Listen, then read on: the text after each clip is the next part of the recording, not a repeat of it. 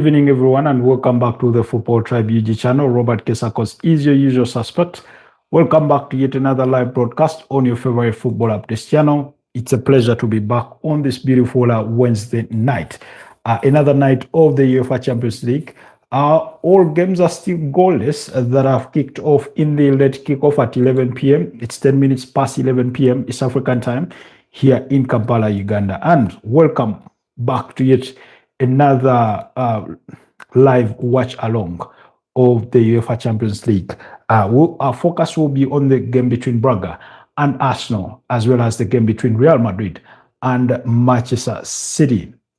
We are talking about the Brugge side who have only lost 2 games in the last 19 at home in as far as the UEFA Champions League is concerned, or European competitions are concerned. So the team that I had to really beat at home, and they are not afraid of taking down any giants whatsoever. So Arsenal have a bit of a changed starting 11 compared to what you've seen in recent times, and we'll be looking at what the starting 11s are in as far as this broadcast is concerned. So indulge me while we set ourselves up for this broadcast. We need to have our audios tested and make sure everything does check out before we proceed any further. But I hope you will join us and enjoy the broadcast, really.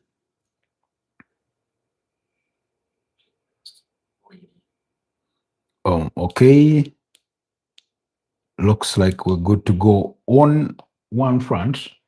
Just need to make sure everything is perfectly aligned for our audios to get this underway.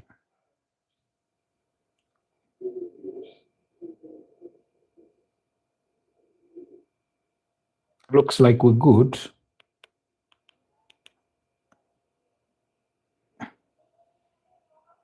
Phil Foden is already been booked before we even quarter way into the game.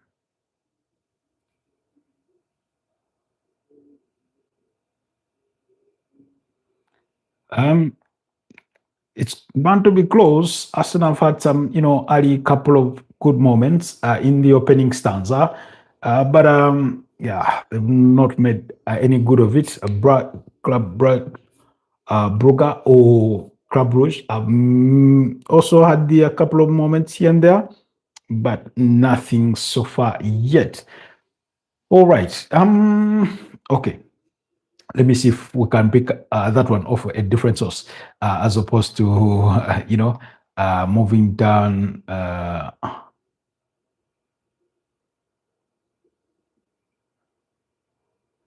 Okay, I'll find time to respond to that. Hopefully I can find time to respond to that. But, okay. In terms of Arsenal starting 11, they do have David Raya in goal, Ben White at right back, Christian Nogard playing alongside Pierre Hincapi in that centre-back pairing, Maz Lewis Kelly at left back, Martin Zubimendi playing alongside his former Royal Sociedad teammate in Mikel Merino in midfield, with Martin Odegaard ahead of them.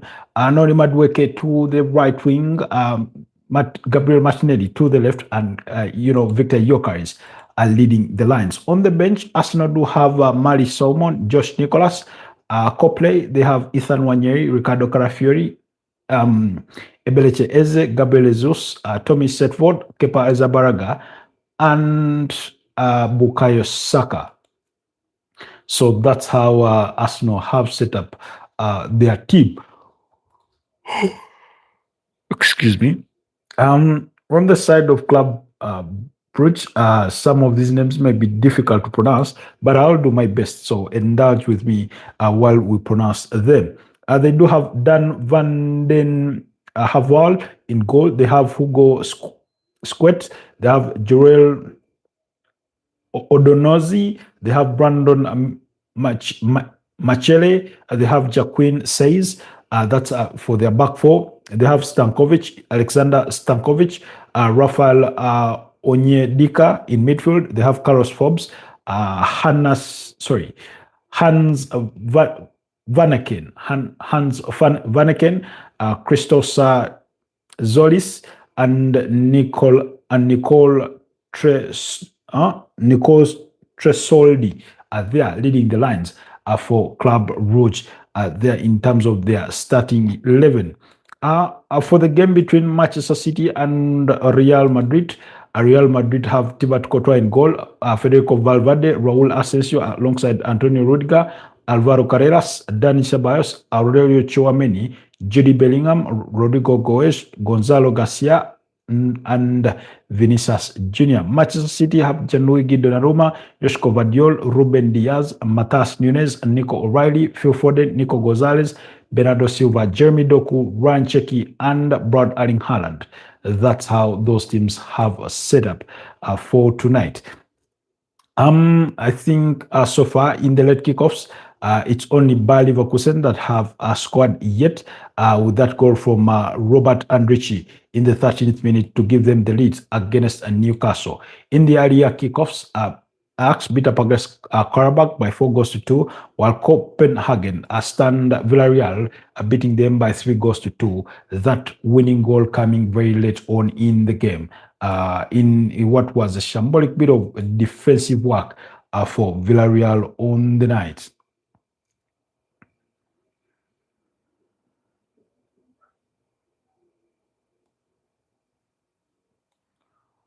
So it's still goalless.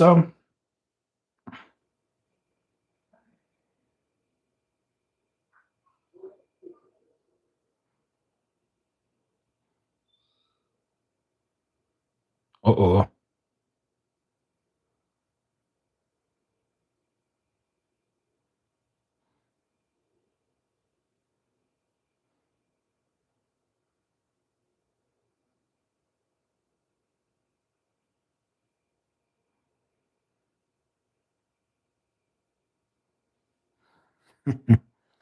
Oh, wow. Gabriel Martinelli was just bundled up there by a couple of Club Rouge players.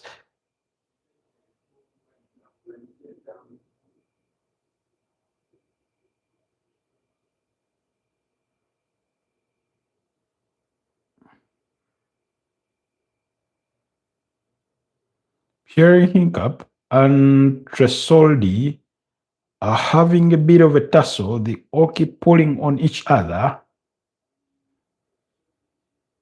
The referee may need to cut that one out early. Otherwise, soon rather than later, one of them is going to get poked. I hope Martin Odegaard has a much better game today. I hope he gets a much better game than he had against Aston Villa. And I'm not saying he had a bad game, but for me, should be finding ways to release the ball quicker instead of knocking it around, and sometimes of having, one too many touches to it before he gets to release it, which eventually ends up with him releasing it a little late than you'd ordinarily love to.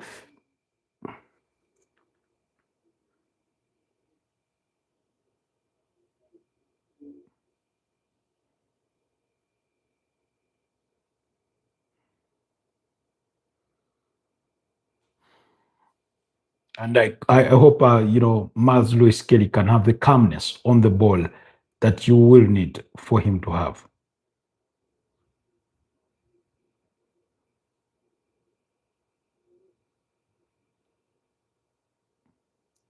Since when does Rodrigo Goes take charge of free kicks at Real Madrid?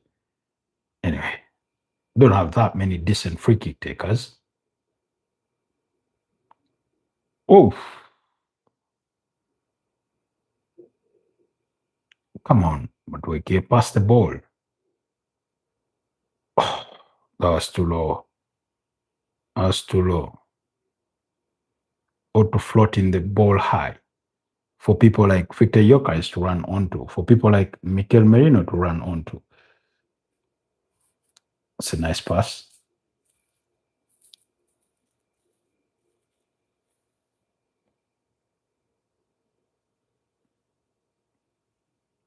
I'm waiting to see how. I'm really, really particularly interested in seeing how how Christian Nogard fares on in this game.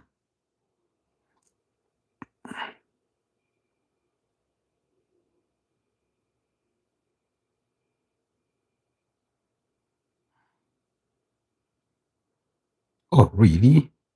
Come on.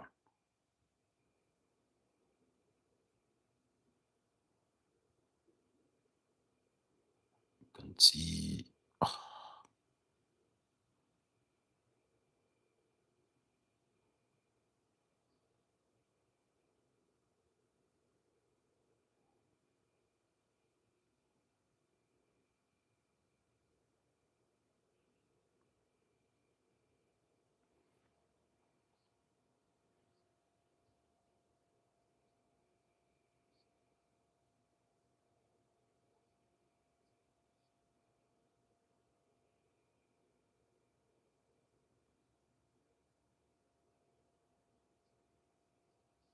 Oh,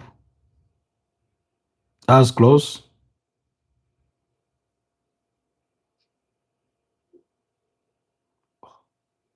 Apologies. I'm just trying to have to see if I can set up my screen for something else. Let me see if we can do.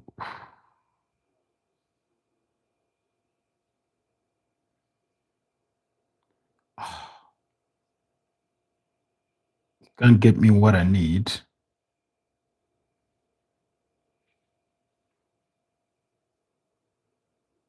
Arsenal hit the upright there through Pierre Nkapie, but ball doesn't go in.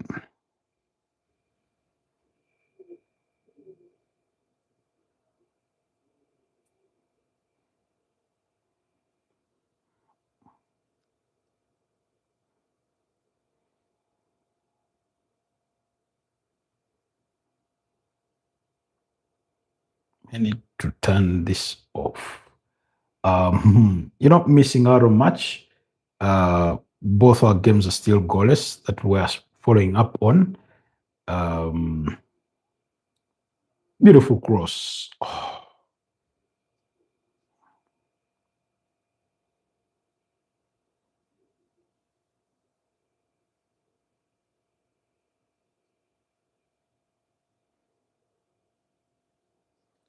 just, I don't know. I was hoping I could cast something onto my screen, but it appears that's not the case. But okay.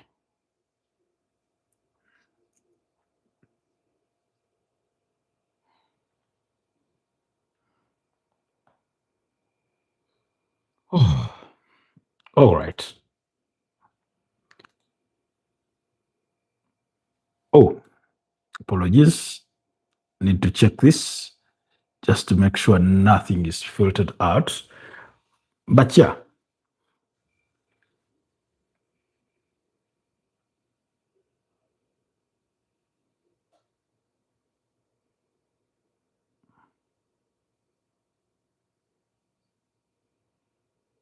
I want to see his leadership.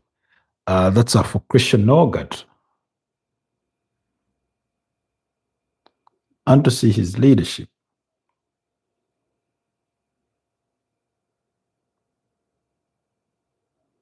Oh, Jesus Christ.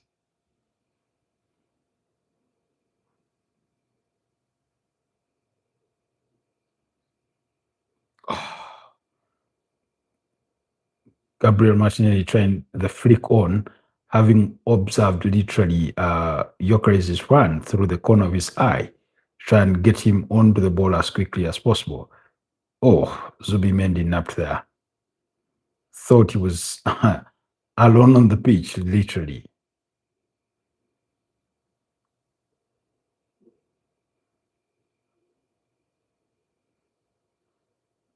I'd say Arsenal have been dominant in the opening first half. Meanwhile, Benfica have a goal against Napoli, so they are leading by goal to nil as we speak. Dortmund also have the lead against Bodo Glimt. Julian Brandit is the goal scorer in that game. So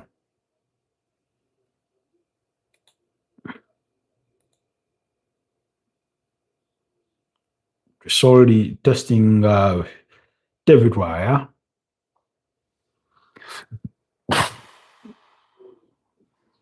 Oh, apologies. Apologies on that. That wasn't intended, really.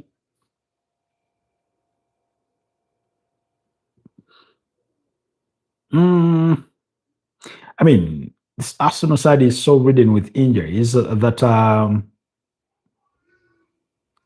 you must feel for them. You must feel for them, really.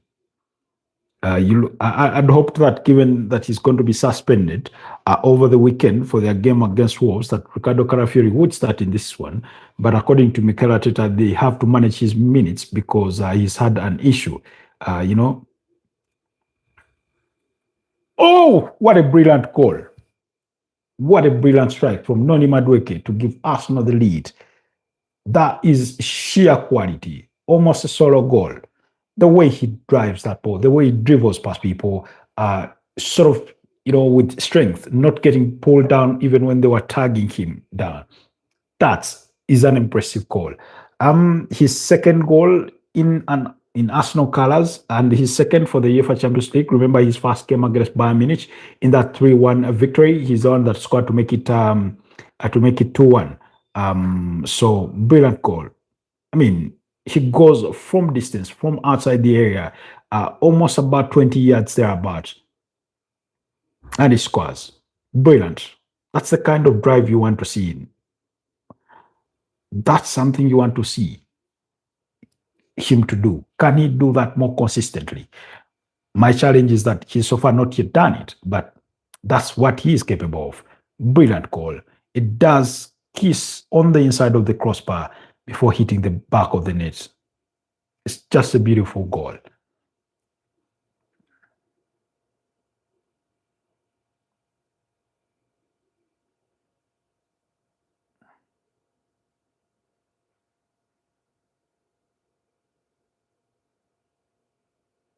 Martin Odegaard had his ankles clipped there. Oh, not really his ankle. There was a stamp on his foot. Onyedika from Nigeria there, having a stamp on his foot. Didn't look pretty. The thing about this Arsenal side is every player that gets to the floor following a foul, you fear for the worst. They get so injured so often. And I have a question to respond to from an Arsenal forum where somebody was asking me to clarify on why Arsenal players get, so injured so often, and it's a number of factors, because in some cases you have impact injuries. For example, the injury for Martin Odegaard, the last one, the knee injury, that was an impact injury. Just coming together of two players with is it Somerville, the Western player. Then you have injuries that are out of poor load management on players. For example, Declan Rice is one of those. Victor Gyökeres, for a player that had not had preseason. And meanwhile, Real Madrid have scored. It's 1-0. Rodrigo Goes, at long last, he scored a goal. I mean, I do not remember the last time he had scored for Real Madrid. He had the worst, longest poor run of an attacker for Real Madrid, going over 30 games without a goal or an assist. But that's a brilliant, brilliant goal. Strike, and he beats Gianluigi Donnarumma in goal. It's 1-0. Real Madrid against Manchester City. Let's see. Can Arsenal conjure up something? Oh, wow. That's a brilliant save. Christian Nogard forcing the Club Brugge goalkeeper into a brilliant save off a corner kick. Arsenal are close to scoring from a corner kick, which they haven't done in a bit, really. But wow, what a brilliant run from Rodrigo Goes. Enters the 18 yards box, has a little look over the goalkeeper, and it goes for the far corner on the other side. Brilliant goal. 1-0 to Real Madrid against Manchester City. So, okay. Let's see. For Benfica, Richard Rios was the goal scorer. You remember that one? Was he with the Botafogo team at the FIFA Club World Cup over the summer?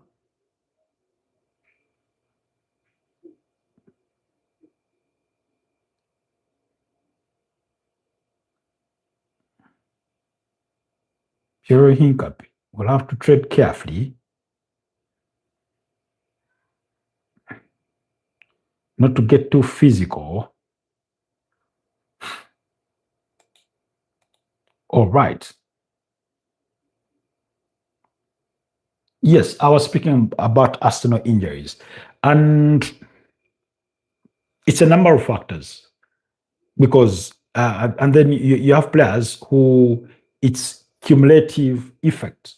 Players that have played so many minutes over the last couple of seasons that it eventually takes a toll on them. And Declan Rice, again, is one of those who is a culprit to that, given these recent niggles here and there that he does feel. Because over the last 2 seasons, he's played so many minutes. And this season has not been any different. For Victor Gyökeres, again, he's had to deal with a lot since joining Arsenal. For a player that did not have preseason, he was tossed into the deep end straight away because Arsenal had injuries or got injuries to Kai Havertz, and they already had an injury, Gabriel Jesus. So their options were really, really limited. For a player like Noni Madueke, it was just unfortunate, simply unfortunate, really, because that injury that came against Man City, I think it does make a bad step. I don't know, something, but it wasn't even an impact injury. It wasn't a contact injury, and it gets, down.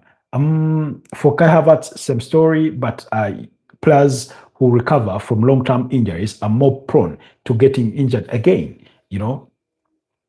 these things have happened to players like Lisandro Martinez at Manchester United. We've seen it with Rodrigo Cascante at Manchester City. We've seen it with Arsenal. Remember, Kai Havertz was out last season for about 3 months or close on to 4 months with that hamstring injury, and even Bukayo Saka, same story. And this season he suffered an injury quite early on in the season because it had to do something to do with his muscles. Look at Gabriel Magalhaes, same story. William Saliba had that injury. So really, because these players do not get ample rest, you carry issues from a previous contest into the next game, and with time, you sort of exacerbate the problem. Yoka is coming close there with the header, but the ball did not have enough pace to it because it was a headed ball, I think, from Gabriel Martinelli before it gets to Victor Gyökeres. So it did not have enough pace for Gyökeres to add to it to beat the goalkeeper. But I think Arsenal fared really, really well in as far as the first half is concerned, in my opinion. If you had to look at the statistics, they've had, I think, about 4 or 5 shots on goal already on target, and that's a really, really impressive to watch so far. Anyways, they still lead by a goal to nil as Real Madrid against Manchester City. Our prediction for the Real Madrid game against Man City was a 2-all draw, or Real Madrid to edge it 3-2, something like that. Even though did we give it to Real Madrid? Because I did mention that Manchester City looked the team in better shape compared to Real Madrid.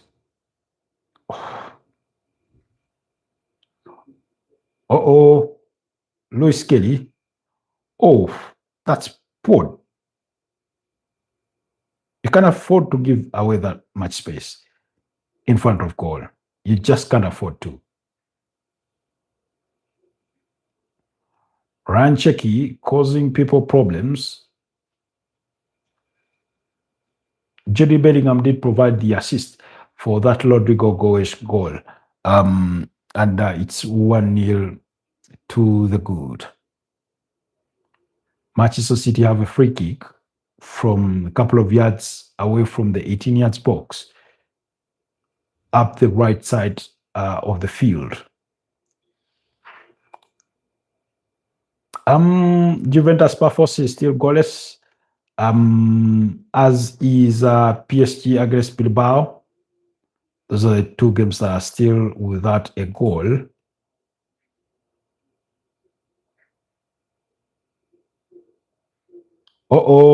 That's poor defending. That's just poor defending. I don't know what he intended to do, but Miles Lewis Kelly drifted badly towards the defender, towards his center back, and created space down the left for the player to run into. And I thought that was poor judgment on his part.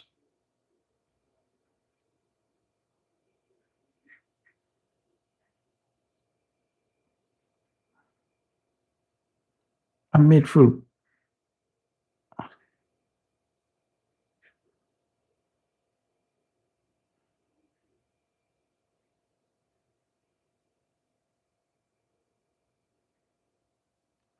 Oh, really? That's how you want to play it? It's dangerous. It does look smart when he makes the move. Anyway, he's a midfielder. I understand his instinct is to keep pushing further forward, but he must tread carefully. Christian Nogard, if he wants to do those runs deep into the inside of the opponent's half.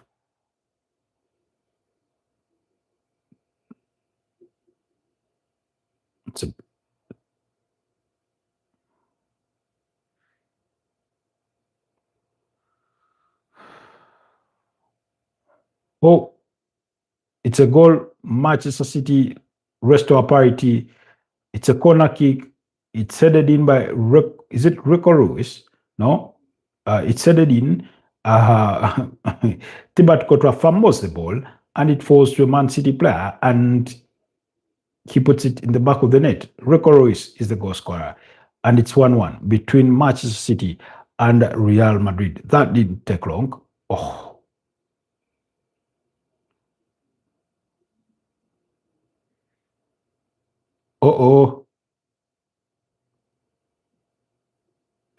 Club Brugge going on the counter here. That was on target. But Raya did well to keep his eyes onto it. Otherwise, I'd feared for the worst. Miles Lewis Kelly, he's got to be careful conceding possession in dangerous areas as a result of being overly confident sometimes. That's my only issue with him. He gets overly confident about his physicality and ability to protect the ball that he concedes possession. And oftentimes, he hopes that he's going to get a foul. Sometimes he gets that, but on another day, he may not get it. And that could be an issue. That could be an issue.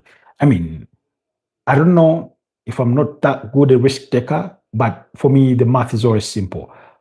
Pass the ball to the nearest player of your team that there is, and then give yourself space to make movement and, create space, as opposed to, trying to act too smart, especially if you're in your backline. One mistake and you get punished, because at this high level, you get punished on your mistakes.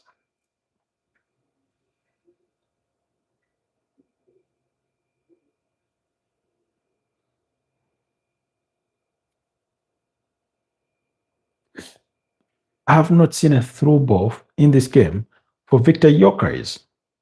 None whatsoever.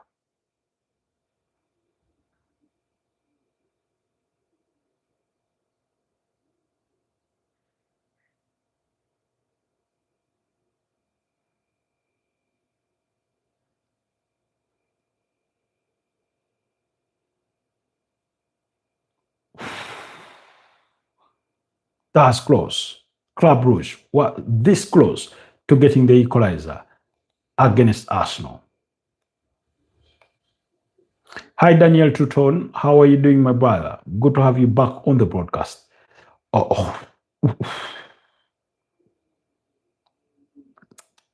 He had bent that to the far post.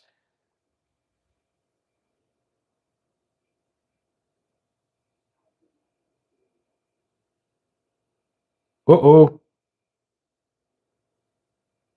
Brugge are looking the more confident side at this stage in the game. They're making the right runs, winning the ball back in high areas of the pitch.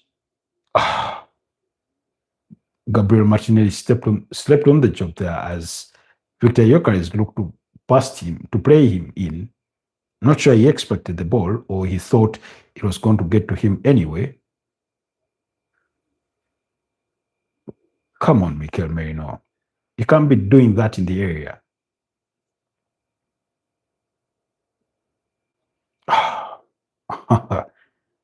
Club Brugge are dominating affairs as we speak. They're winning the ball back quite easily before it even reaches their own half. And they're giving Arsenal all sorts of defensive troubles. Up front, Arsenal do not have enough.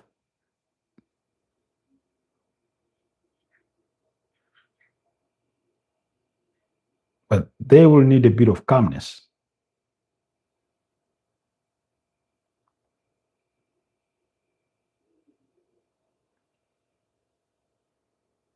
Once again, what we're seeing is Arsenal's over-reliance on their right wing, completely almost neglecting the left wing. And that happens a lot when you have Martin Odegaard in your number 10, because he drifts to the right, where they form a partnership with whoever is playing the right wing, this time around Noni Madueke, oftentimes Bukayo Saka, and hoping for Ben White to join the party. But the same is not replicated to the right wing, to the left wing. And for me, that's always my challenge. You know, you would expect that Mikel Merino in this case, or Odegaard himself, does something with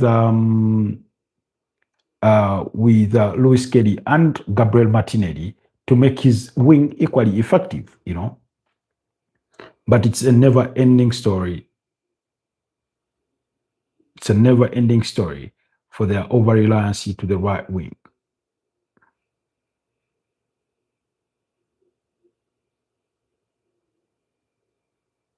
Potential penalty check in the Real Madrid game against Manchester City. I don't know what the incident is particularly, but let's see. Let's wait and see what the actual incident was.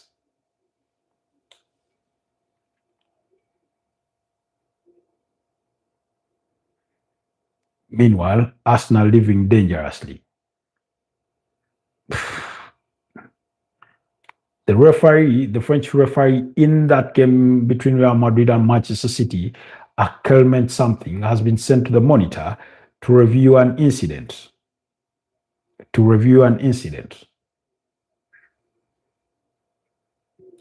Antonio Rudiger appears to take down Brad Erling Haaland, denying him the opportunity to play the ball, and it's been given as a penalty.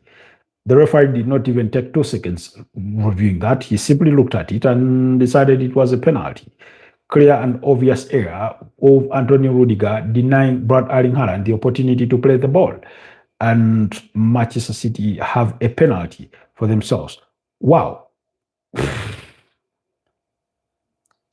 Arsenal are giving away so many attempts on their goal, even inside from the inside of the area. That's how poor their defending is. Jesus Christ. Christian Nogard all over the place on that one.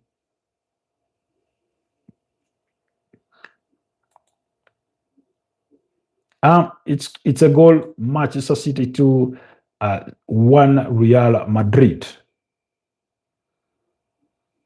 Brad Erling Haaland from the penalty spot gets the better of Thibaut Courtois, and it's 2-1.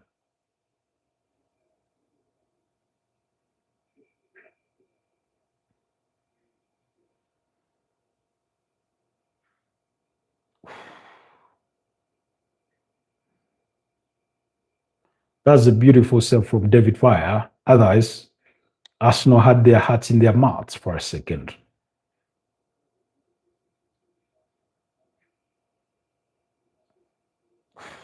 Again, it's happening. Gabriel Martinelli not getting the support that he needs down that left hand flank. And then suddenly, you'll hear him being roasted, of him being inefficient.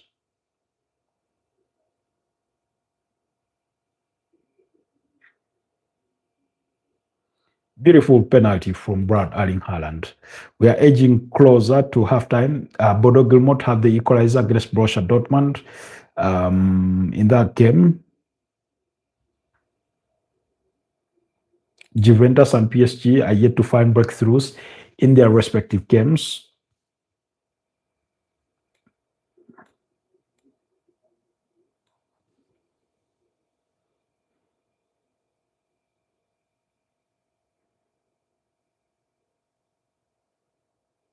Pierre Hincap has to be really, really careful.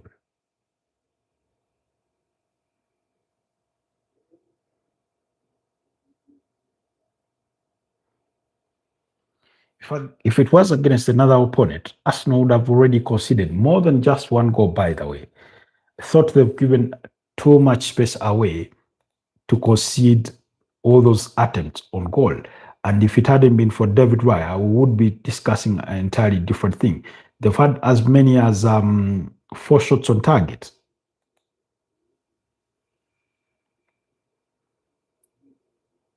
Four shots on target.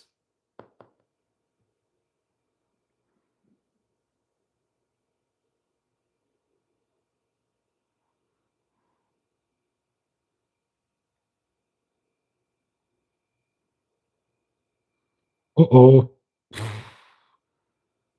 Wow. Thibaut Courtois with a double save there.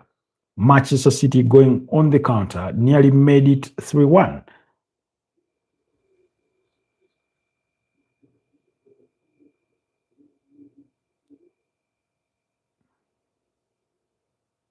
But Erling Haaland forcing Thibaut Courtois into a save, and then the rebound fell to Ryan Cherki, who equally had his own attempt, but it was saved by Thibaut Courtois. The Real Madrid will really, really need him to bail them out if they are to get something out of that game.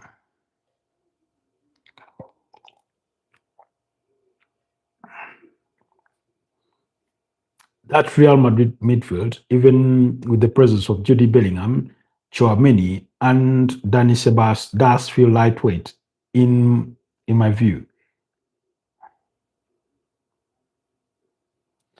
I don't know. The moment Miles Lewis Kelly plays the ball to Gabriel Martinelli, he's literally left alone to himself. He's literally left alone to himself. Contrary to what happens up the right wing. And yet we expect the same impact. The moment Noni Madueke receives the ball, Ben White makes the run through. He drags away one defender. And then Martin Odegaard usually hangs around to create that triangle for them to play through.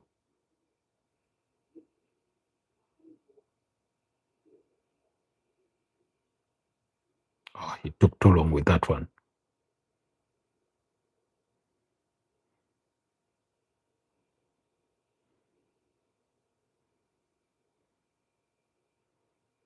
Come on, pass the ball. Again, another poor decision from Martin Odegaard. Holding on to the ball really for long, has an easy option to play. He attempts the hard one, and he can't pin it through.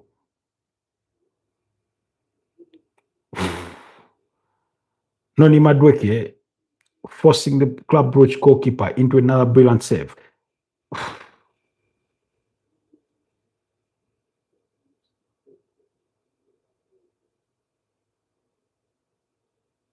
That was a brilliant attempt. It's the one player that is looked to make things happen in this first half for this Arsenal side. Perhaps we'll get to speak more about that at halftime, but I for one, do have issues with it, really.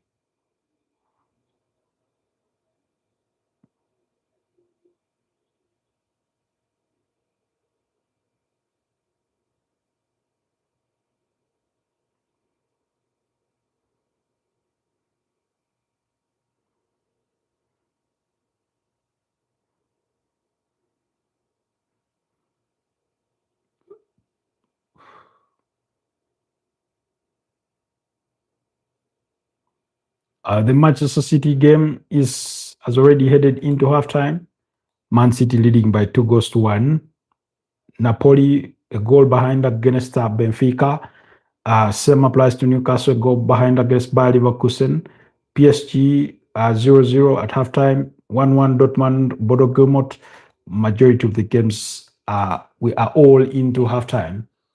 Full after the opening 45 minutes over those games. Really impressive action from I thought it was a 50-50 kind of game, by the way, between Arsenal and Club Brugge.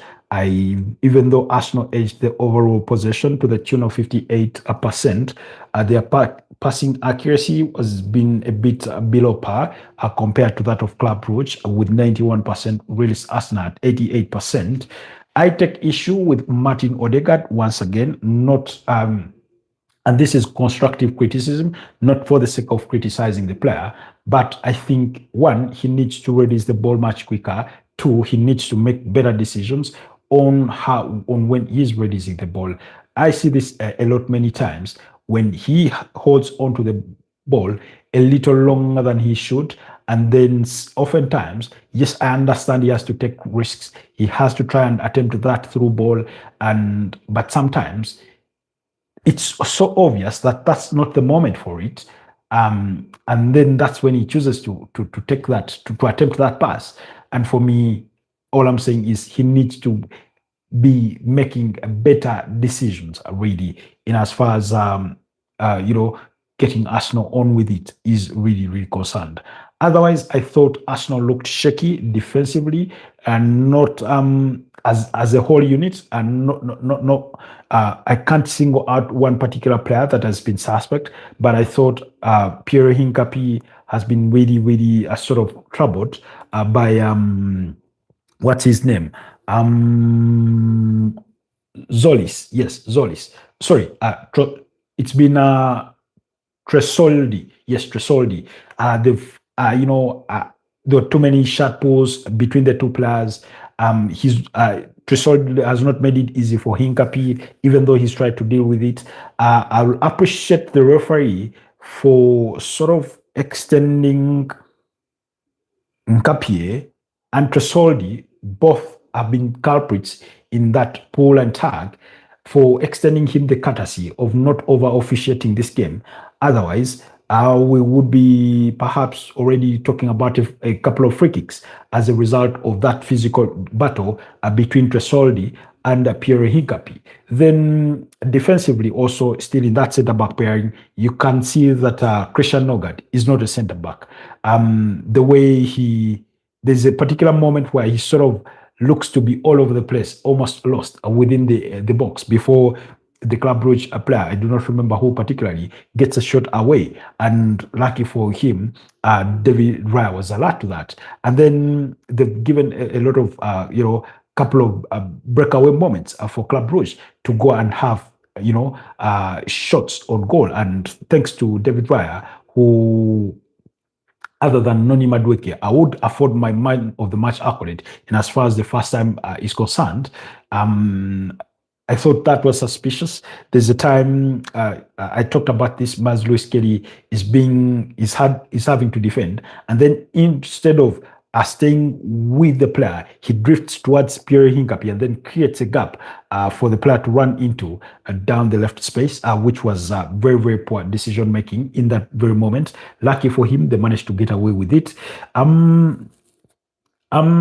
Away from the criticism, I thought Martin Zubimendi looked okay. I thought Noni Madueke has been brilliant. Once again, they've not gotten Victor Gyökeres enough on that ball as I would have hoped. Particularly, Gabriel Martinelli has been sort of abandoned down the left wing, and not abandoned in the sense of not giving him the ball, but abandoned in the sense of not accommodating him the necessary support that he needs. I do not know whether it's tactical that he has been commanded that, look, just receive the ball, look to get the better of your your defender, your marksman, and crossing the ball.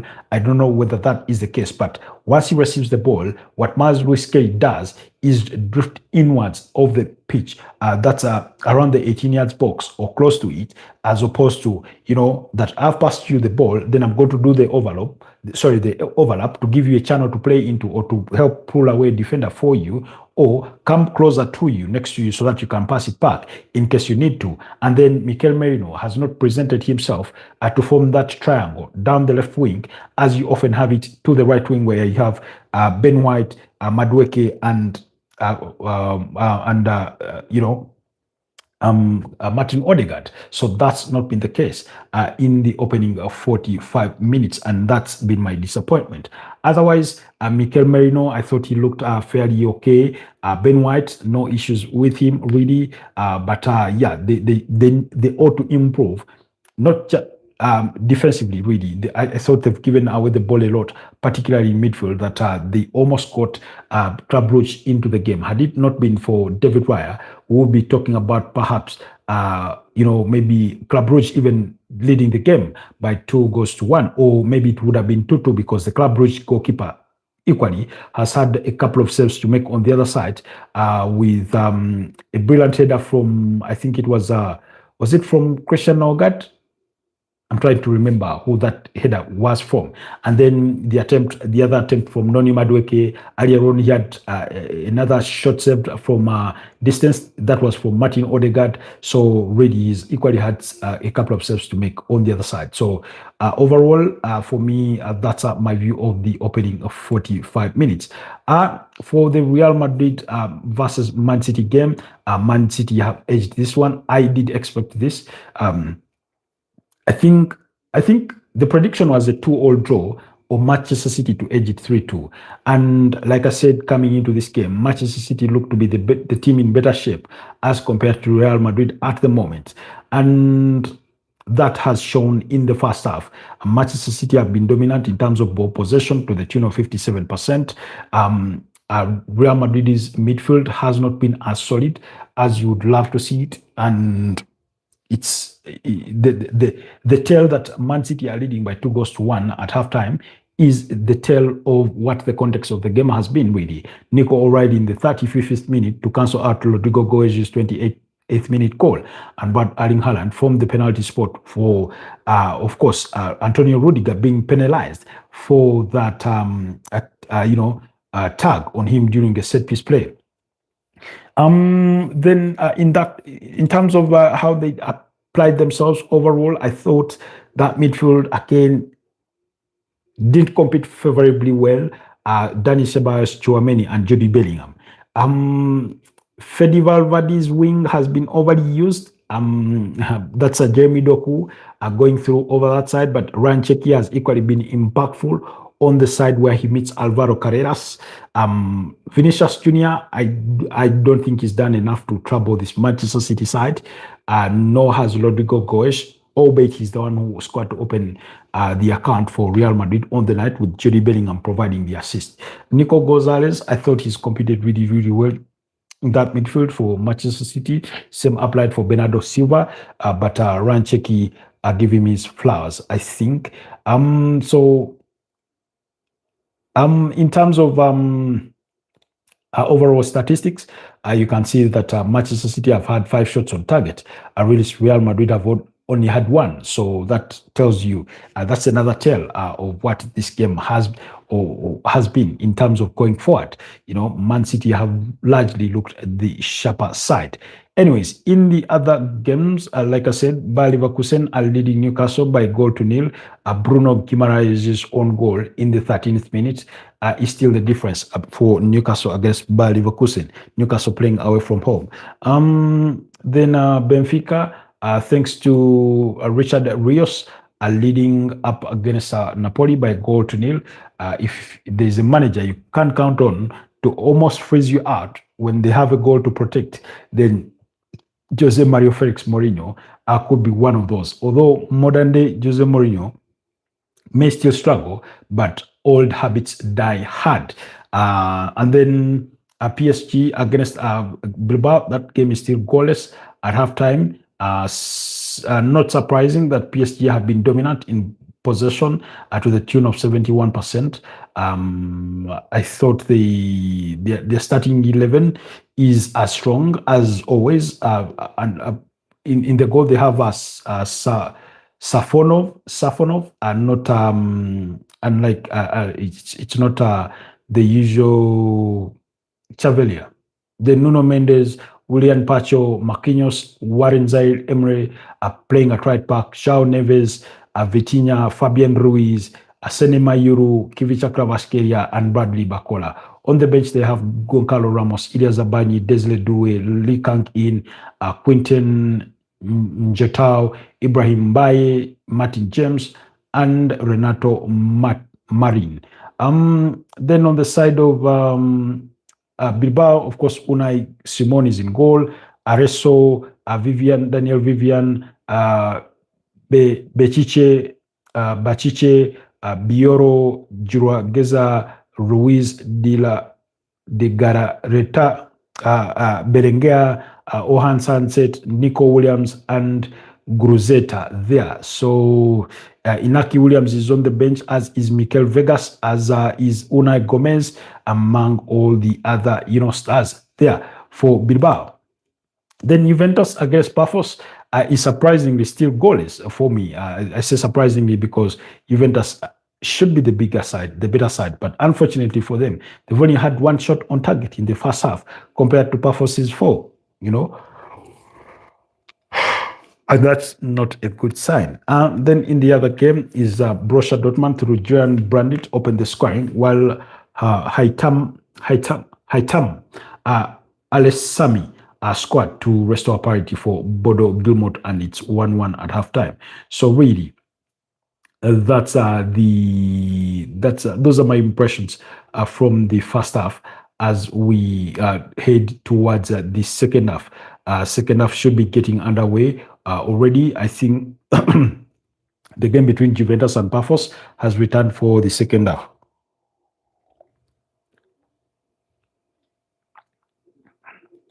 And we are simply waiting for the others to get back.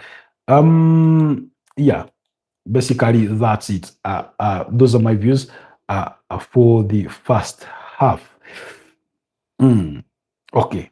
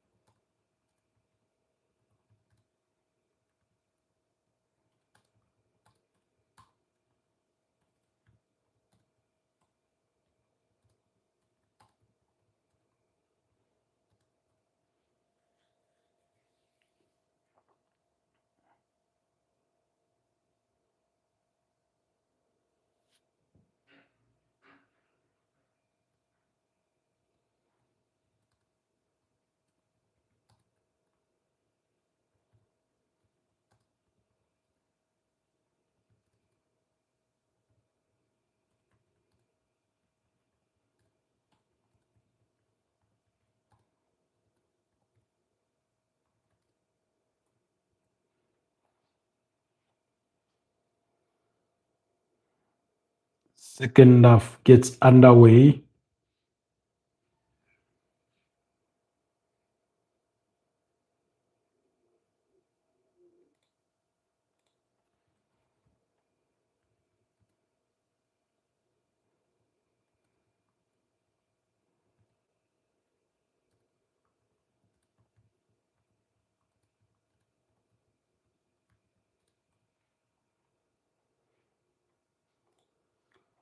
Okay, okay.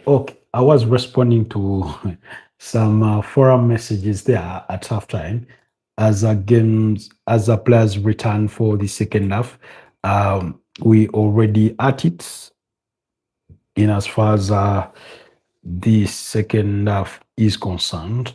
Arsenal hoping that they can win here and extend their point lead at the top to 3 points as we speak. Yeah, on the summit of the Champions League standings.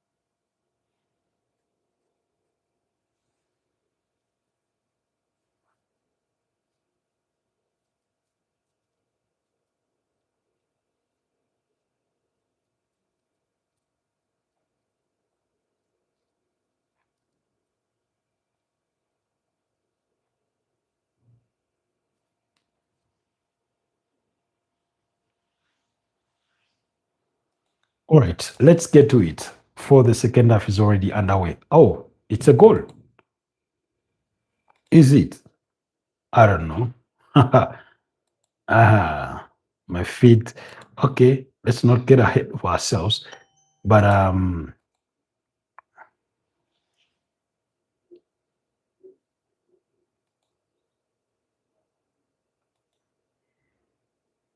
yep, it's a goal for the Arsenal. Arsenal have an early goal in the second half to make it 2-0.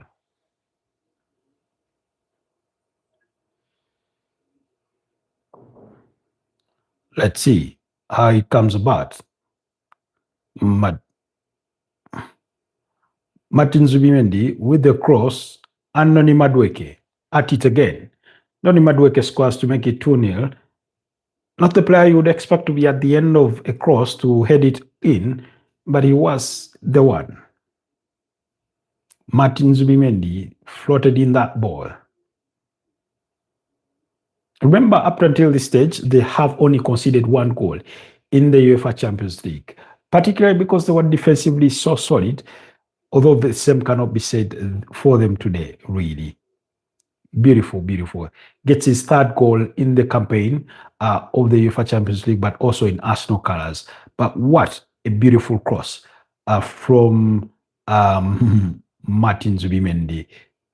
The Club Brugge defenders caught literally napping. They did not attempt to defend that cross whatsoever. Seemed to, I think, wait on the goalkeeper to come out, and he literally heads it on from the line. And it's 2-0 to the Arsenal.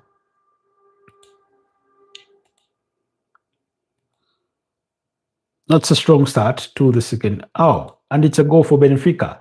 Leandro Barriello there in the 49th minute. Benfica there scoring to make it 2-0.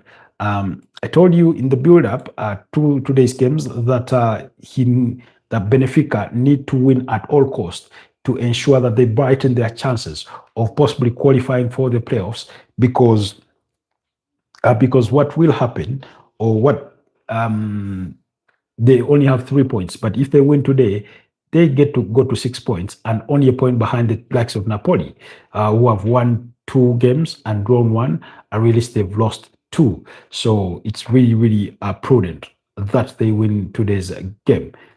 Meanwhile, the Man City game is still 2-1 in favor of the visitors. But what a performance from Noni Madueke, who is coming in for Bukayo Saka, who has struggled for numbers. So far this season, his numbers are not great, really, in terms of goals and assists. By measure of his own standards, you do feel that he should be doing much, much better than he currently is doing.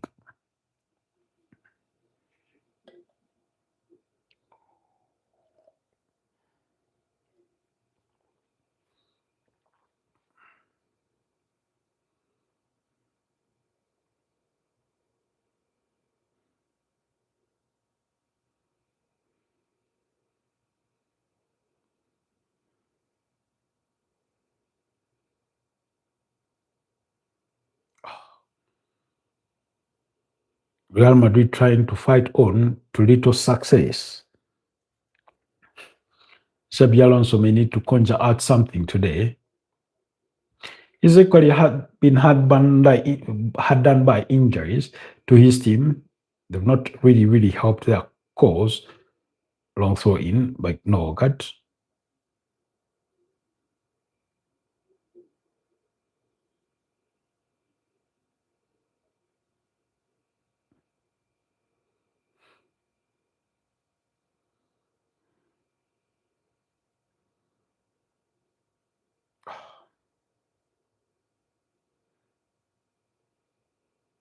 Oh,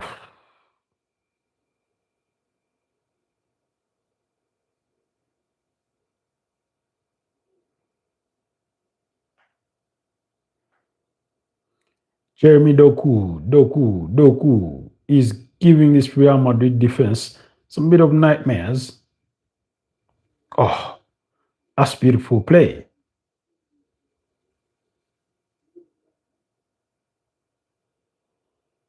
That's a beautiful pass from Vinicius Jr.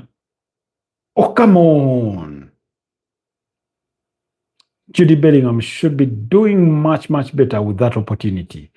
Real Madrid went on a very scintillating counter attack.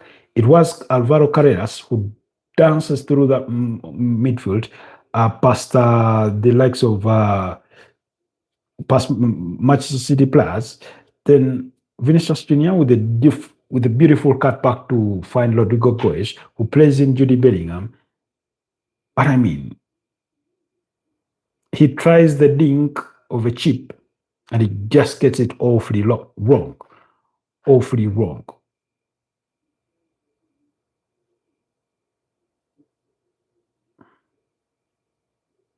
I like the way Martin Zubimendi competes physically. He may not always get it right, but you will never fault him for failing to compete, you know?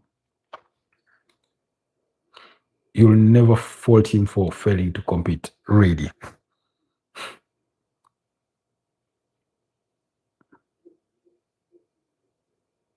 Uh-oh. Real Madrid almost conceding the third there, Rancheki, forcing Thibaut Courtois into another save.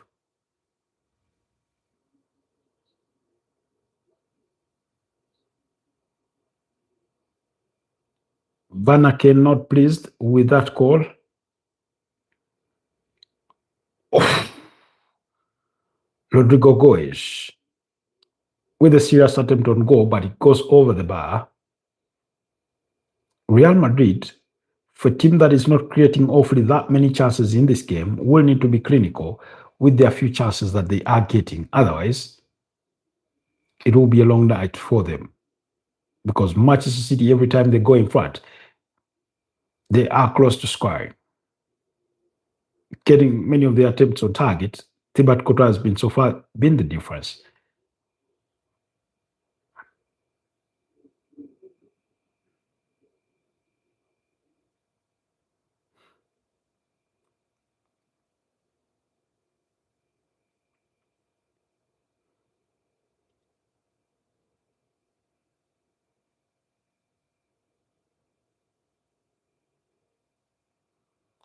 Victor Yoker is yet to have a sniff on goal besides that header in the first half that the goalkeeper collected quite almost effortlessly.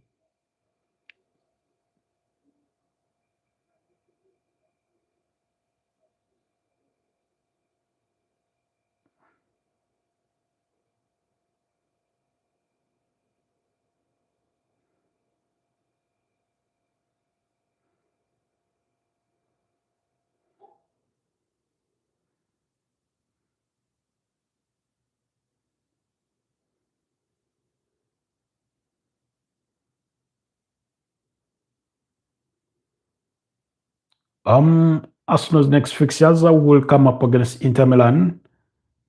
I think that game will be away from home, and then the final game will be up against Kairat Almaty at the Emirates Stadium.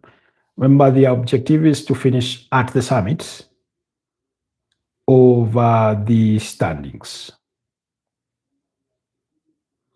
of the UEFA Champions League table. Jesus Christ, that was a horrible blind pass. I don't know who played it for Ben White.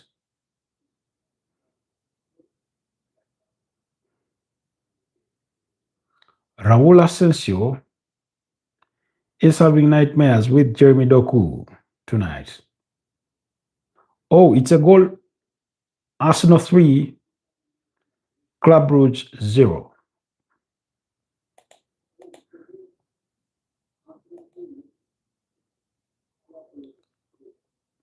You know what happens with my feed is that I get the notification of the goal before actually watching the goal, and I'm thinking, what are you guys up to? So it's 3-0 to the Arsenal. Let's see how the goal comes about. Gabriel Martinelli with his fourth of the campaign.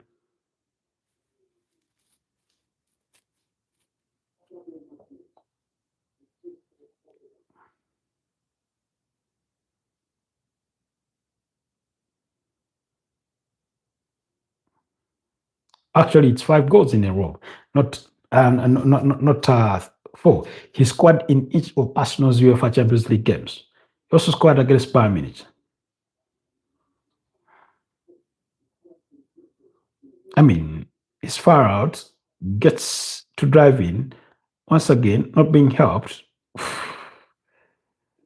Mikel Merino was asking for it, but he decides to be selfish and he goes high, and it's a goal right from the edge of the 18 yards box. And it's a goal, 3-0 to the Arsenal. Beautiful, beautiful goal. The way he bends that ball is amazing. Mikel Arteta would hardly believe it. He simply enjoyed it. I mean, for a team that has so many injuries, it's quite impressive. Meanwhile, Borussia Dortmund have scored to make it 2-1. Julian Brandt in the 51st minute, while Newcastle have scored to restore parity. A penalty from Anthony Gordon in the 51st minute as well has them, now with Arsenal leading by 3-0. This is when Mikel Arteta needs to do the game management. This is when he needs to manage the players' load. Players like Martin Zubimendi should be going off.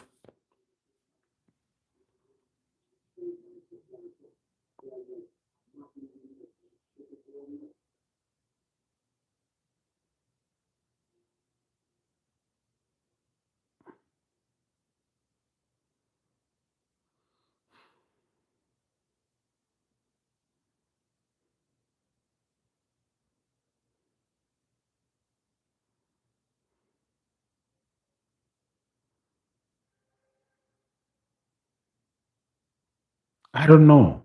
Maybe you take Donny Madueke off and bring on Gabriel Jesus. Let him have a run in.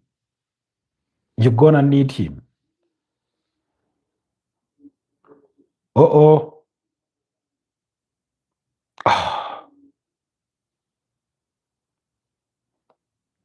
Went on a good run, but I don't think his cross was good enough.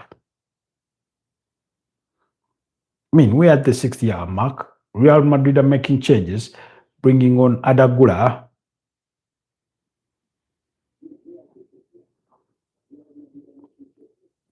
for Gonzalez.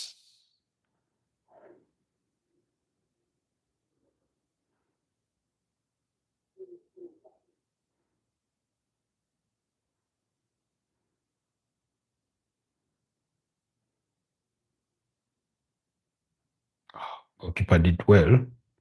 Keep that out. Nelly has a do-over.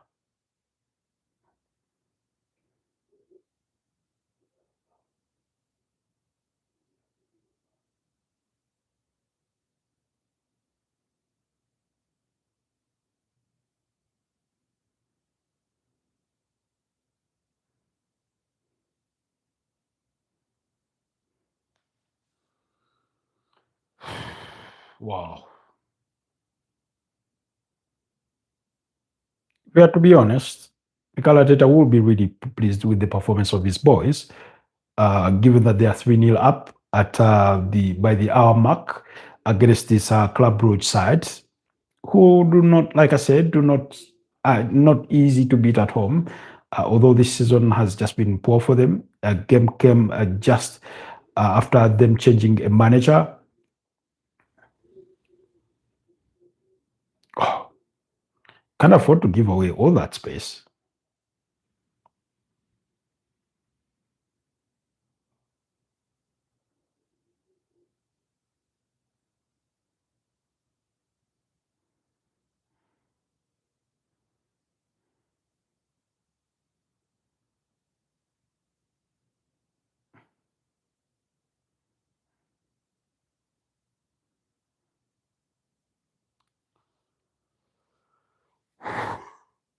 Oh, excuse me. All right, let's see. Oh, like I said, Benfica still leading by 2-0 against Napoli. PSG is still yet to find the breakthrough against Bilbao. Newcastle is 1-1 against Leverkusen. Real Madrid are still 2-1 behind. Dortmund 2-1 up against Bodo Glimt with Julian Brandt with both goals. Juventus are yet to find the breakthrough. So that's the update from our cross board.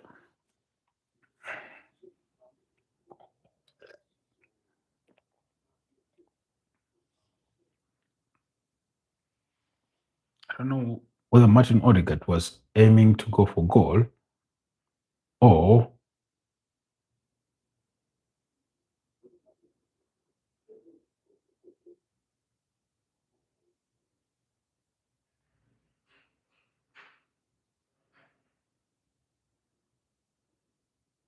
but yeah, I think this is the kind of game where you give um, the likes of Ethan Wanyeri a couple of minutes to run in. Gabriel Jesus. Gabriel Jesus is being brought on, and Ricardo Carafiori. Victor Yokeres, unfortunately, he's been the player that has been sacrificed. Not yet fully fit since recovering from that injury. It's Gabriel Jesus that has been brought on. Pierre Hincap has also been withdrawn for Ricardo Carafiori. That's the right thing to do because you're going to need Hincapi fully fit and ready to go again over the weekend, possibly for 90 minutes against Wolverhampton Wanderers. And it's one too many games coming thick and fast.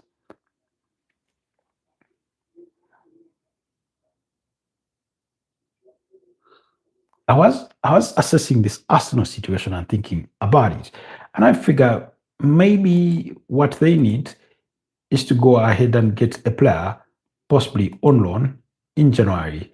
But the question is, in what position? As much as I would hate to say it, they could use a defender, given the amount of injuries they've had in their backline. With their two main centre backs absent through injury, then the addition of Christian Mosquera and then Ricardo Carafiori is always on the edge, you know, is always on the edge. But they could as well look to their academy for Murray Solomon. I don't know. I do believe in him. Murray Salmon. I do believe in him. I think he's a capable young player who, of course, but because the stakes are very, very high for Arsenal this season, in their pursuit for glory, they feel it's too big a risk. But let's wait and see.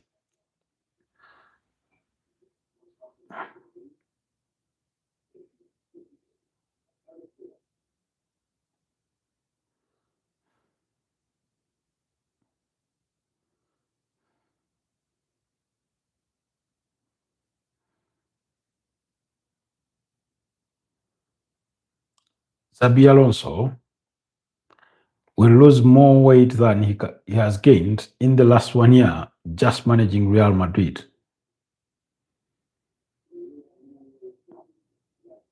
Christian Nogard becomes the first player to be booked in this one. At long last, Juventus have the breakthrough against Paphos. Winston McKennie, there, the goal scorer in the 67th minute of that game. Question is, can Arsenal keep a clean sheet?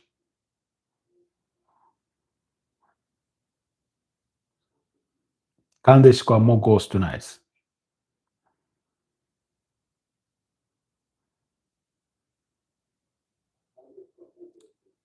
I don't know if it's exciting, but I would say it's good to see Gabriel Jesus back on the pitch. It's really nice to see him back. For all the injuries that Arsenal have suffered in their front lines, him inclusive, it's a sigh of relief to have him back. He may not score many goals, but he can give you an assist, a goal that could make the difference for you, especially in the running of a season of this kind. Bearing in mind that they do have that game against Crystal Palace in the quarterfinals of the Carabao Cup, those are games you want these players to come and play in, but also not just play, but also win. And while at it, give your players a rest, much needed rest or rotation for some of those players.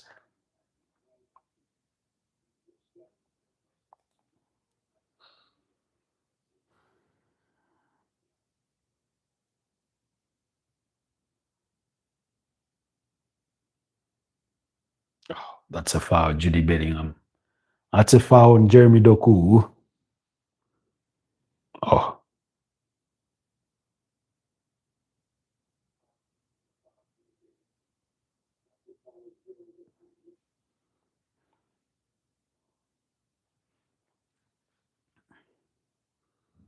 oh, was a low corner, but the way it eludes those Arsenal players makes you think they were hoping for a long ball.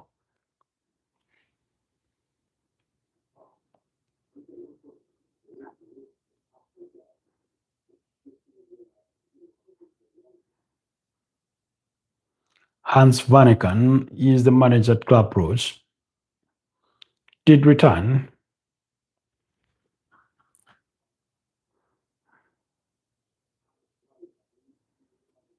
Gabriel Jesus is yet to have a sniff. But Ricardo Carafiori is the left-footed centre back that they have tonight.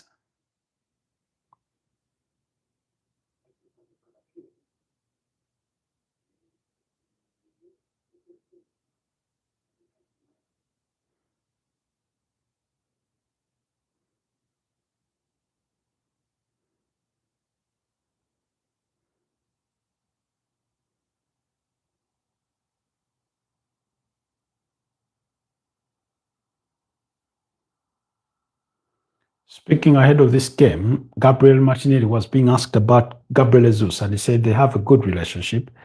And he said he's a player he's enjoyed playing with over time. Meanwhile, Ben White getting himself unnecessarily booked here, right close to the center line.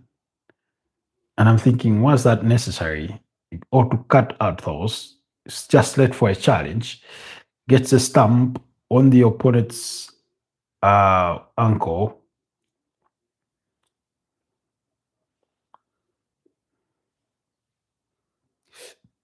Excuse me.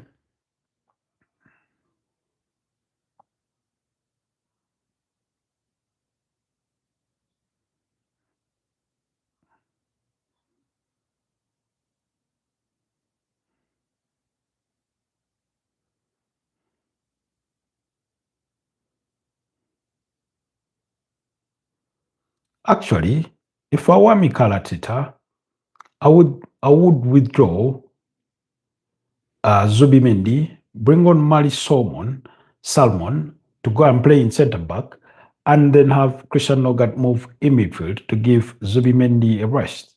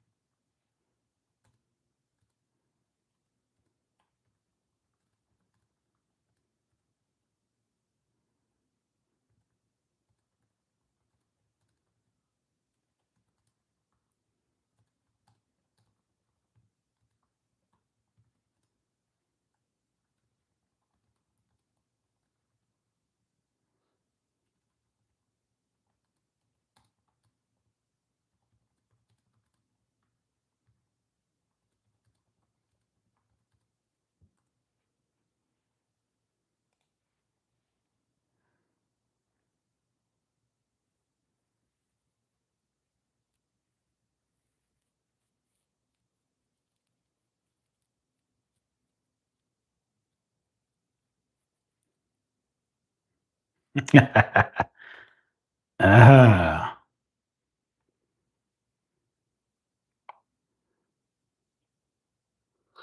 Manchester City with a whole host of changes. Tijan Riendas, Savinho, and Omar Mamouche, players that have been swapped in for the likes of Phil Foden, brought Erling Haaland and Ryan Cherki. That's how good a squad they have, Manchester City.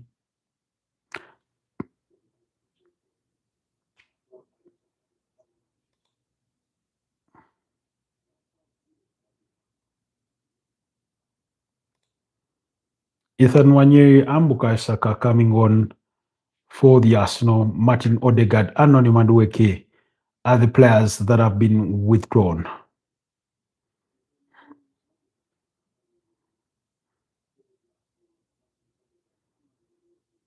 I don't know if this game needed Bukayo Saka really. I don't think so.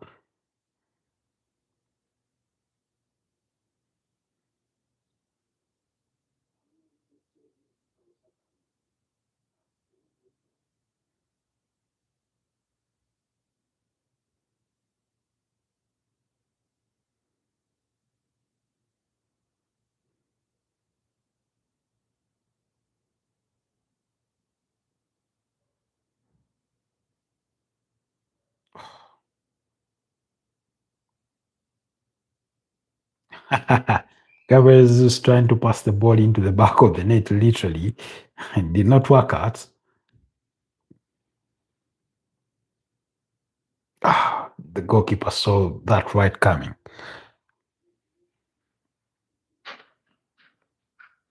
I will be pretty delighted that he is back on. At Juventus have the second against Paphos, Jonathan David. Remember, they signed him as a free agent from Lille, so he's coming to the good so far. Newcastle are leading by 2-1. Lewis Miley in the 74th minute has scored to give Newcastle the lead against Bayer Leverkusen.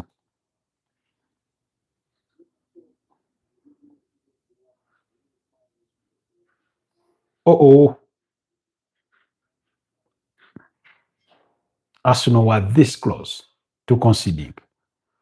David Raya with a brilliant save before Ben White clears the lines.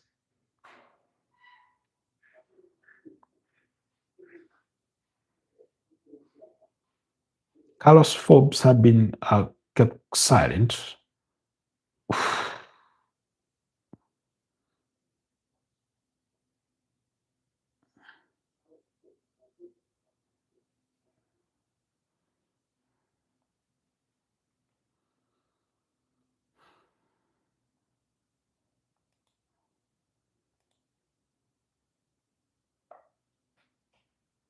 Oh, it's 2-2 between Borussia Dortmund and Bodo Glimt. Jens Peter Haig is the goal scorer. It's 2-2. Bodo Glimt, not an easy team for those of you that remember them from the Europa League last season.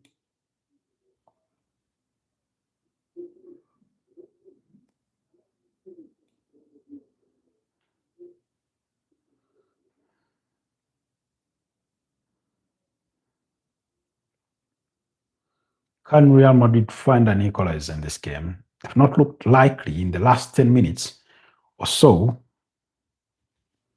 Stankovic.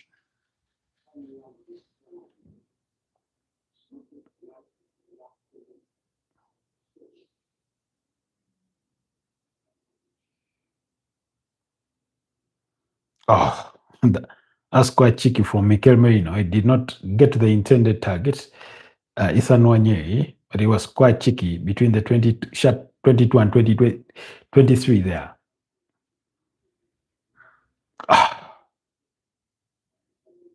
That's a brilliant pass from Rodrigo Goes.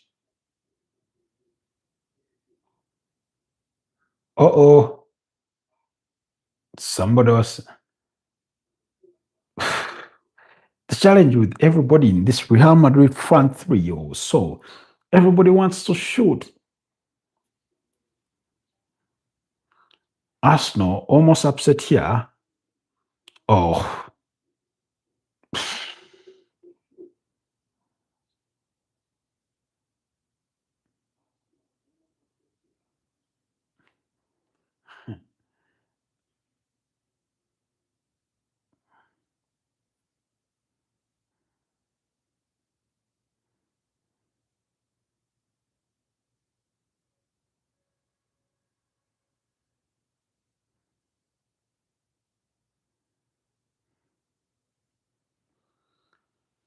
oh. Let's see.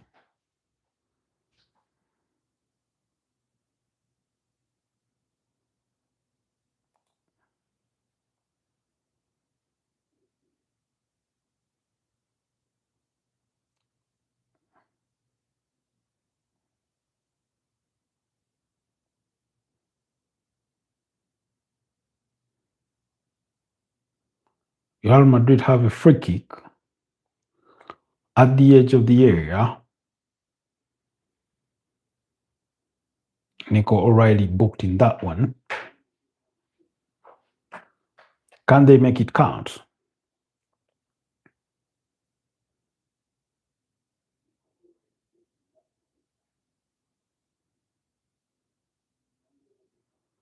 Carafiori, you're centre back. What are you doing in the box? Kai Saka couldn't get his head to that one. But what is Calafiori doing running into the area like he's some form of midfielder or even a striker?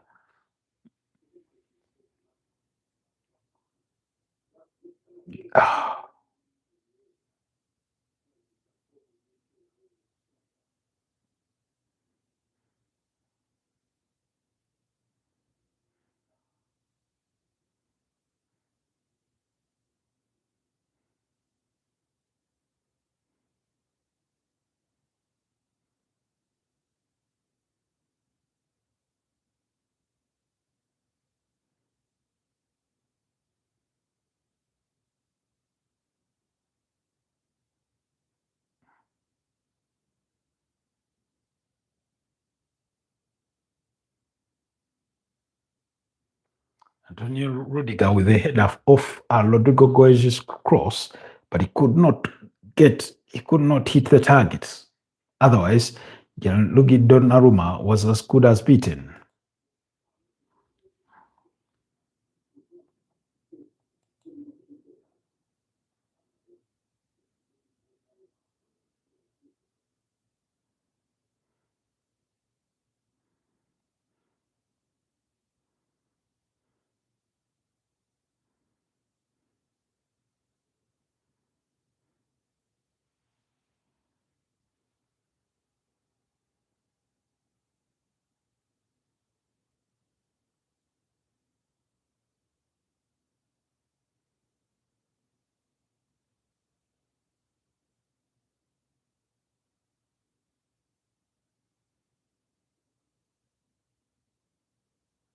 Oof.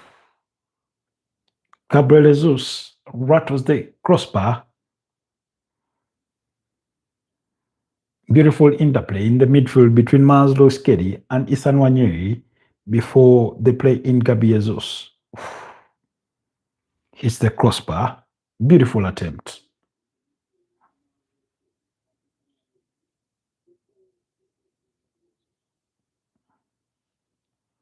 Real Madrid are bringing on Endrick for Raul Asensio.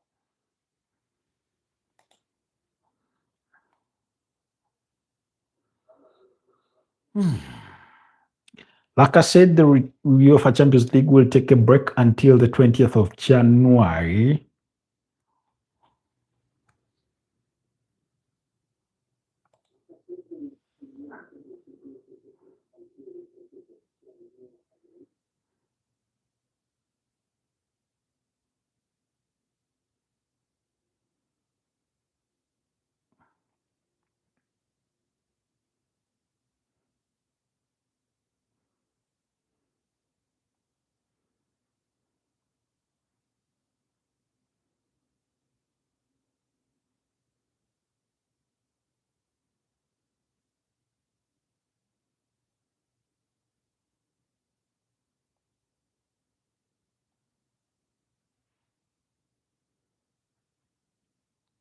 Why is Martin Zubimendi playing 90 minutes here? Are still a mystery to me.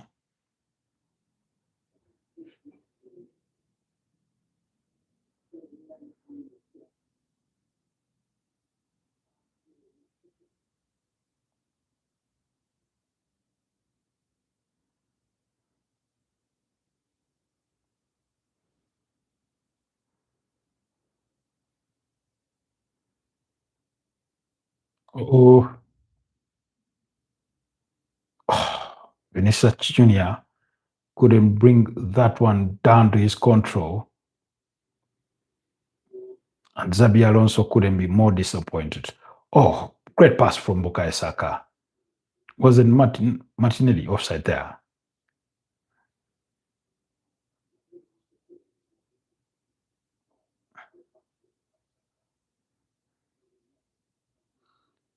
Arsenal really looked good.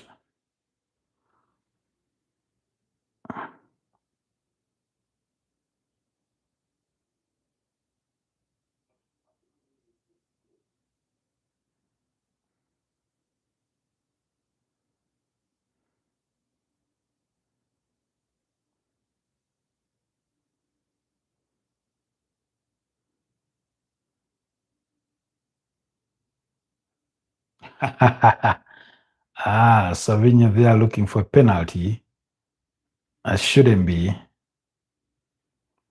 Antonio Rudiger being the culprit for conceding a free kick on the edge of the 18 yards box.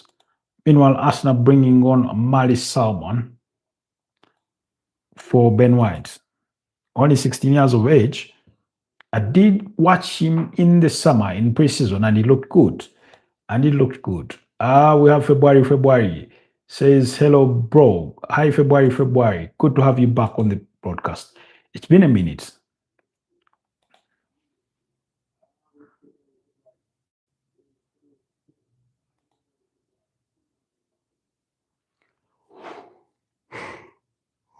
Excuse me.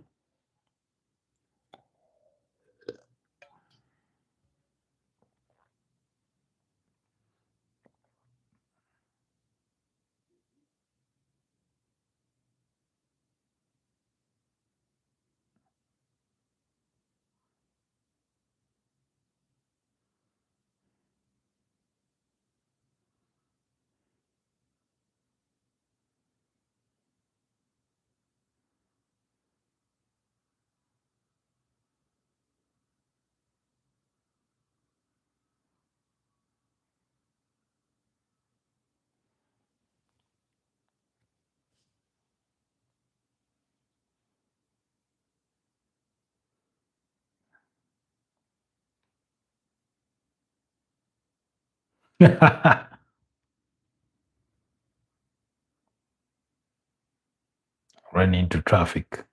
Decided to revert back. Gabriel Martinelli.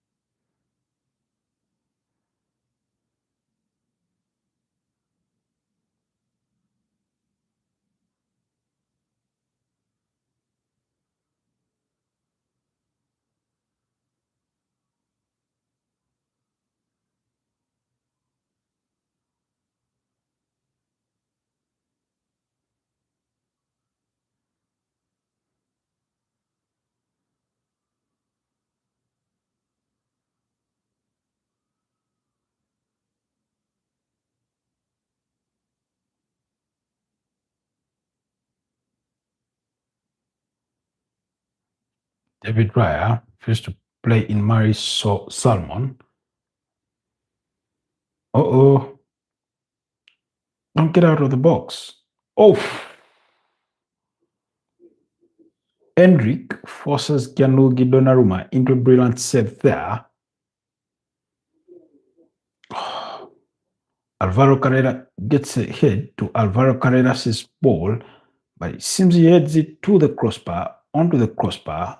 Don't think Gernogidorum actually gets his hand to that. Which of the matches are you watching? Real Madrid against Manchester City and the game between Arsenal and Club Brugge. Those are the two games I'm concurrently watching to bring you the updates. And of course, we are keeping tabs on all the other games, but there's not been any changes to the score lines since our last update.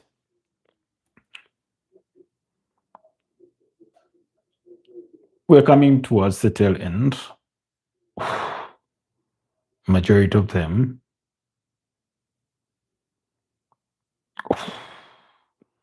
Manchester City almost getting the third. That ball going across the face of goal. Nobody to tap it in.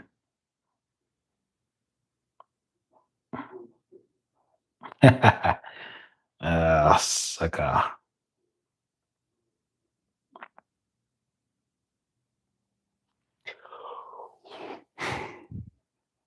Oh.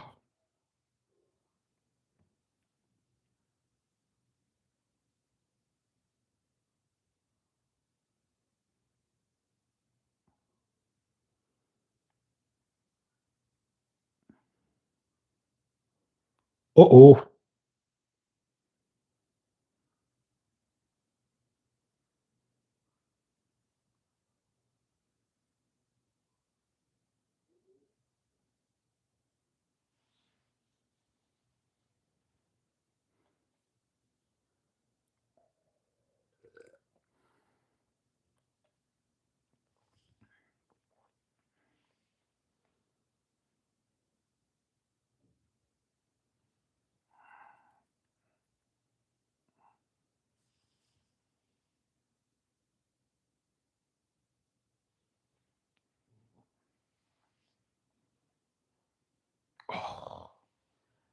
That chance that fell to Enric heads the ball onto the crossbar. Alvaro Carreras think might go down as the signing of the summer for Real Madrid.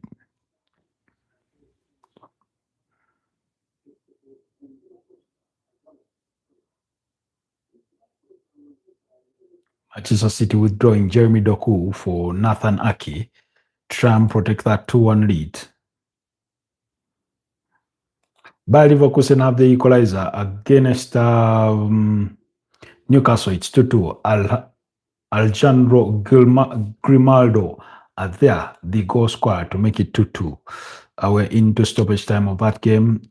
Napoli still 2 goals behind against Benfica. Goals from Richard Rios and Leandro Bereiro.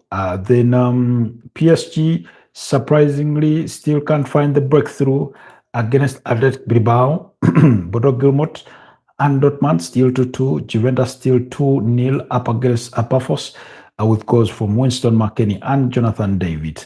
While Man City is still leading 2-1 against Real Madrid.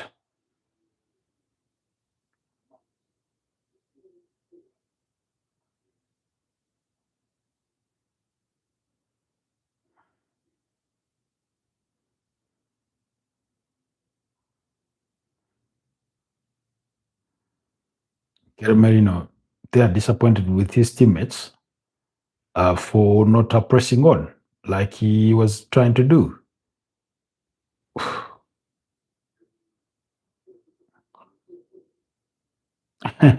Ricardo Carafiori with a pullback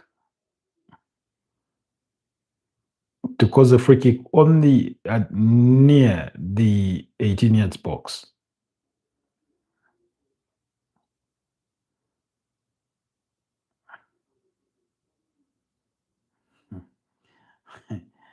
Mafioso, Ricardo Carafiori, he looks like a movie actor for some reason.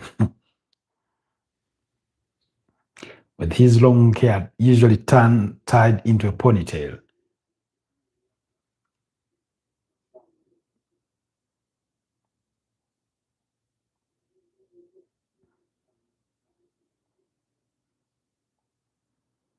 Let's see, can they get it on target?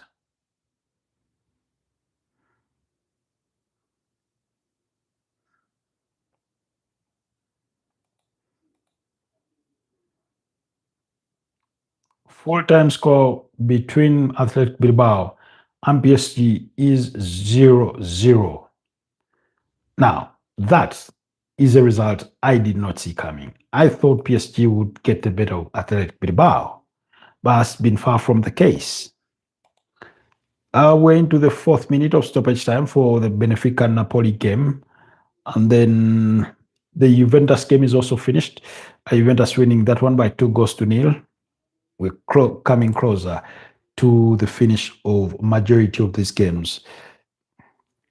Couple of seconds, perhaps a minute or so to the final whistle for many of these games.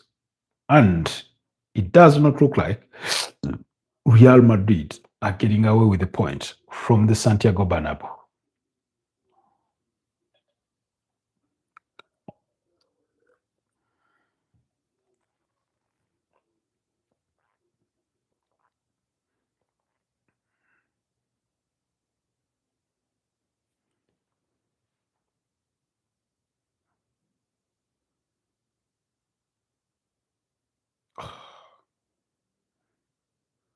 Then Wanyeri forcing the goalkeeper into a save here. Oh, come on.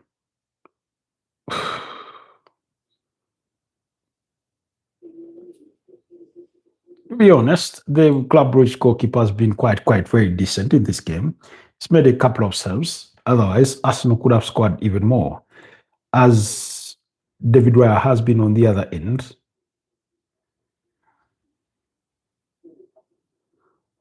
Meanwhile, Gabriel Jesus has looked sharper than you'd expect him to be for a player that has been out through injury for almost 12 months.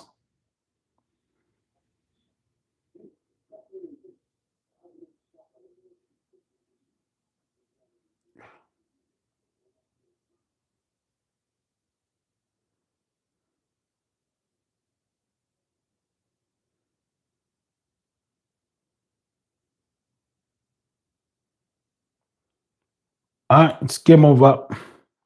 Arsenal 3, Club Brugge 0. Real Madrid is also edging closer to a finish. Benfica,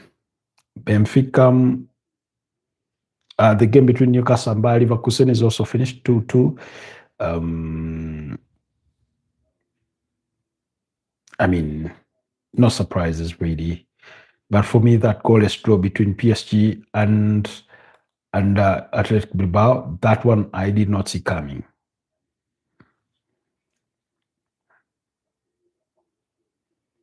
That I did not see coming. The implications are something we're going to get into in a bit as soon as we wrap up this game between Real Madrid and Manchester City. It's the last roll of the dice.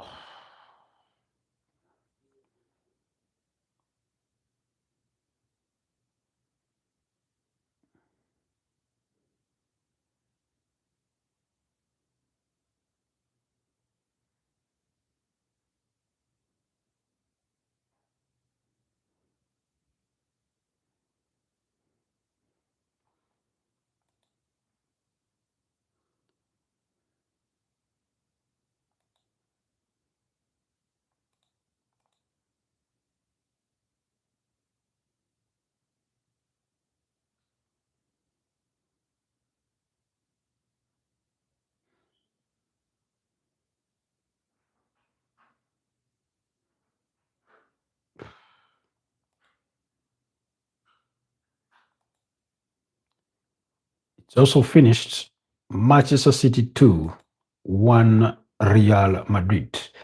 And then Napoli up against Benfica. That game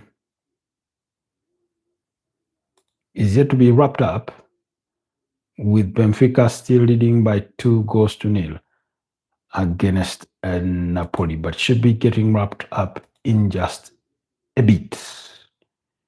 Should be getting the final whistle in that game as well.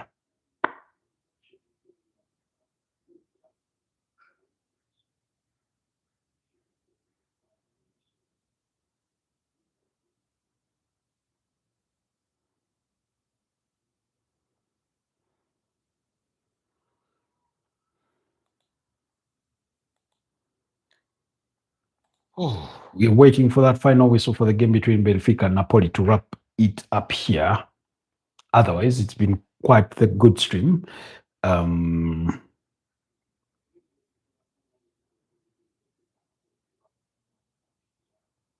But Arsenal have returned to winning ways following the defeat to Aston Villa over the weekend. But now their tasks resume in the Premier League, and that's where they have it all to do, because they have a couple of fixtures, tough fixtures coming up against Wolves, Everton. After Everton, then there will be, I think, up against Brighton. But in between there, they will have a game against Crystal Palace in the semi-finals of the EFL Cup. And then of course, it's finally finished there as well. Benfica winning that game by 2-0. Jose Mourinho will be pretty delighted with his team.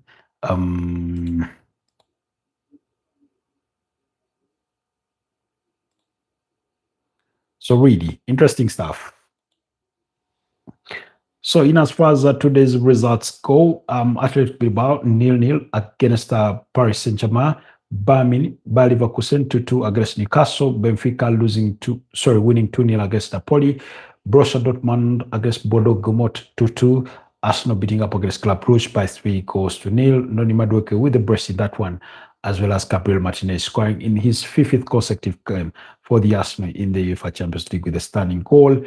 Juventus beating up against Pafos 2-0. Jonathan David and Winston McKennie, while Real Madrid have been beaten up against by Manchester City by 2-1. A penalty from Braut Erling Haaland was the difference because Real Madrid got into the lead through Rodrigo Goes, and that was in the 28th minute, and Man City responded in the 35th minute through Nick O'Reilly to restore parity. Released earlier on, Qarabag lost to Ajax by 4-2, while Villarreal were beaten up against by Copenhagen by 3-2. In terms of what the implications are on the UEFA Champions League table, of course, Arsenal remain at the summit of the standings with 18 points after 6 games played. It's been a perfect record for the Gunners. 6 played, 6 won, 17 goals scored, only 1 conceded, and that goal was against Bayern Munich by Leonard Karl. Bayern Munich comes second with 15 points after similar number of games. PSG are third with 13 points. Manchester City fourth with 13 points. Atlanta 5th with 13 points. Inter Milan 6th with 12 points. Real Madrid at 12 points in 7th place, and Atletico de Madrid with 12 points there in 8th place. In 9th place is Liverpool with 12 points. Borussia Dortmund 11 points. Tottenham 11 points. Newcastle 10 points. Chelsea 10 points. In 13th place, Sporting CP with 10 points. Barcelona with 10 points in 15th place. Olympique Marseille with 9 points, as well as Juventus in 16th and 17th place respectively. Okay. Hi Pedri Bola. Manchester City won successful hate watch. Congratulations on you there for a successful hate watch. Galatasaray 9 points, Monaco 9 points, Leverkusen 9 points. Those occupy 18th, 19th, and 20th places respectively. PSV with 8 points, Qarabag with 7 points, and Napoli with 7 points, and Copenhagen with 7 points. Copenhagen winning their 2nd game today after beating up against Villarreal by 4-3. Now, Benfica form the teams that are supposed to be trimmed off. But like I said, they only need to win their last 2 games of this league format phase, and they will definitely make it to the playoff round at least. Otherwise, Kairati Almaty are bottom with just a point. Villarreal with only 1 point. Second from bottom, Ajax with 3 points. Their first victory coming today. Meanwhile, Ajax are close to completing a deal to sign former Arsenal defender Takahiro Tomiyasu on a short-term contract for, I think, the next 6 months. That deal is close to being wrapped up. Slavia Praha, Bodo Glimt all have 3 points. Club Brugge 4 points. Eintracht Frankfurt 4 points. Olympiacos with 5, as well as Bilbao, Union St. Cloisy, and Pafos, as well as Benfica with 6 points there to form the bottom 8 of the 36 teams that form the UEFA Champions League table. interesting stuff. Really, as things stand. So it's been a beautiful game to watch between Arsenal and Club Brugge, and then Real Madrid against Manchester City. But we'll review all that action tomorrow morning at 9 a.m. Otherwise, allow me to call it a wrap here. You've been such a wonderful audience for tonight. Stay blessed, and I'll see you guys next time. Thank you so much, Daniel Tutron, February. Victoria Zabeth, thank you so much, as well as Bola there for being part of tonight's broadcast. Stay blessed. Bye-bye for now.